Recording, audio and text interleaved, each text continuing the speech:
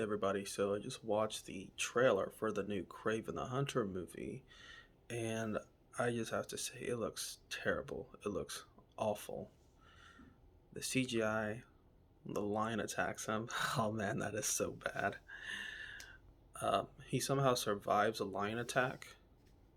A normal human surviving a lion attack is so nonsensical enough to make me not want to see it. I mean, this is a superhero movie, but that's besides the point of it being so outlandish.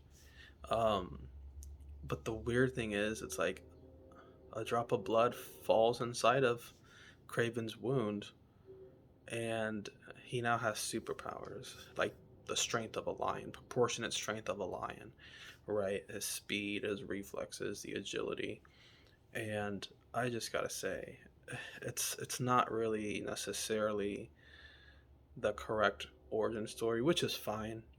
There's different types of origin stories. They can be kind of retconned, and they can kind of have a new take on them, like as opposed to like the comic books. That's fine because I'm not like a stickler for like everything has to be the same as the comic book.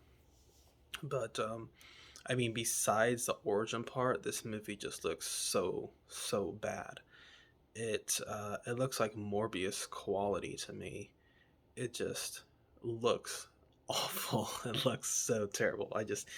I can't even imagine going to see this. And I see that people are excited for it, which is fine. You never know if a movie's going to be good or not until it comes out. So I understand why people are excited for it. But just given Sony's track record, um, with like the Venom films, which are crap, and then Morbius, which is god awful, and them forcing this Sinister Six team up in a universe without a Spider-Man, you can kind of see where they're going with Craven. Like, if you just look at the pattern, like, their movies are just complete garbage, and they're just trying to force this Sinister Six movie out of nowhere. It makes no sense because they rebooted Spider-Man with this universe that doesn't even really have a Spider-Man in it, as far as we know.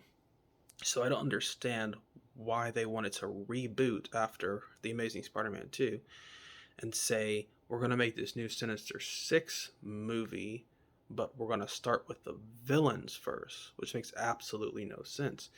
I don't understand, since they were building up to this in Amazing Spider-Man 2, they were building up to a Sinister Six. The guy who came into the jail cell to visit Harry, and he was kind of putting together a team. He started with the Rhino. That was it was something. They were kind of building something up. I don't understand why they would discontinue that version with the Sinister Six already kind of established, because he at least had Lizard, Rhino, Electro, and Green Goblin. And it's debatable whether they would have brought Jamie Foxx's Electro back, because he technically died. And then, of course, we later saw him in the MCU. But why wouldn't they just continue that story if their whole intention was to make a Sinister Six movie? I always thought it was such a shame that they actually discontinued The Amazing Spider-Man 2. They didn't plan on the sequel because they said it didn't make enough money, which it was profitable.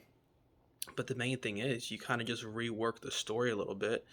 You can kind of throw some elements of the espionage in there with uh, Peter's parents working with Dr. Connors, and on the formula, the genetic engineered spiders and things like that.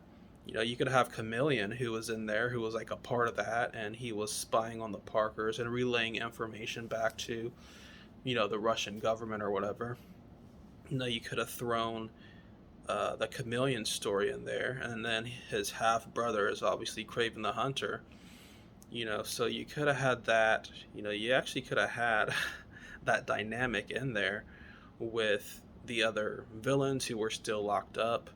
But then you could have brought in the espionage side with the Chameleon, also maybe some Russian mob type stuff to where they were actually paying the chameleon to like get this information and get all of this data and eventually steal it and get it back to Russia for their organization. Maybe they have this, these Russian gangs also are in the pocket of, big scientists or with the government, and they wanted to develop, this super soldier serum type thing. So you could have had an interesting story, rework some of the stuff with like the rhino and the lizard and things like that to actually make them fit into a Sinister Six story. I mean, who knows about Rhino, because he's not. They didn't give him a lot really in the Amazing Spider-Man universe, but definitely have some things with the Lizard and Green Goblin, especially Green Goblin, since Dane DeHaan's Green Goblin didn't really get a proper introduction to see. We didn't get to see how menacing or how powerful he could really be. So, eventually they could have built that up, that Sinister Six movie up into two parts, though. That's the thing. You want the Sinister Six to be a two-part movie. Instead of just Amazing Spider-Man 3 versus Sinister Six, it'd have to be the Amazing Spider-Man versus the Sinister Six in two different parts. Part one and part two. Part one more so getting the team together, and Peter doing more diving into the maybe the corruption of even Oscorp, and different organizations, the shadowy figures working. Everyone's trying to covet this research that his father was working on. Like I said, Chameleon could have been in there. He could have discovered that Chameleon was somebody who was responsible for the death of his parents, and he hunts the Chameleon down, and eventually, they interweave all these parts together, as far as the Chameleon and his different contacts and criminal organizations, working together. And you could actually even had introduce, just kind of mention or allude to a Kingpin possibly being involved. Maybe not actually forming the team, but maybe funding it indirectly, to, wanting to take out Spider-Man. And then, in the second part of the film, you have everything kind of come together where Spider-Man actually faces the Sinister Six.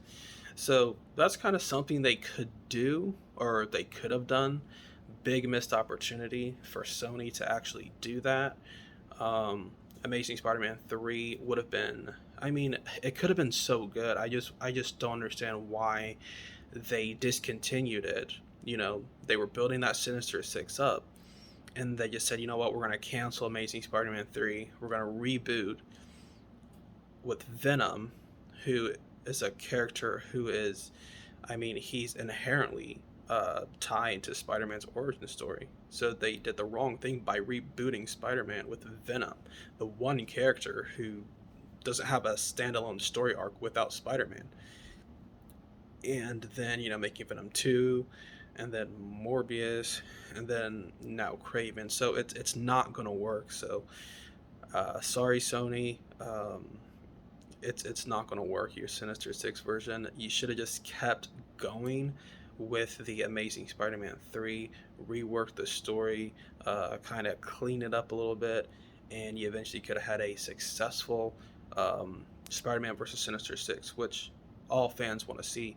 So unfortunately, we will never see that because of, now MCU Marvel has basically done Sinister Six story. They did it the right way. All the villains had a connection to Spider-Man. They all had a vendetta against him. They all had their own personal things where they had to come in contact with Spider-Man. So they all had a reason to fight Spider-Man or their Spider-Man. So Marvel, again, props to Marvel, MCU Marvel. They did it the right way. Spider-Man No Way Home was fantastic. It's by far one of the best Marvel movies of all time, regardless of if it's like old Marvel standalone stuff or if it's MCU. It's definitely one of the best Marvel movies. It's one of the best comic book movies of all time. That is the closest thing that we'll ever get to a Spider-Man versus Sinister Six. Obviously, we didn't have six members. You know, we had the Sandman, Electro, Doctor Octopus, Green Goblin, and the Lizard. Only thing that would have made it better is Dane DeHaan's Green Goblin from the Amazing Spider-Man universe. That would have been six. That would have been perfect.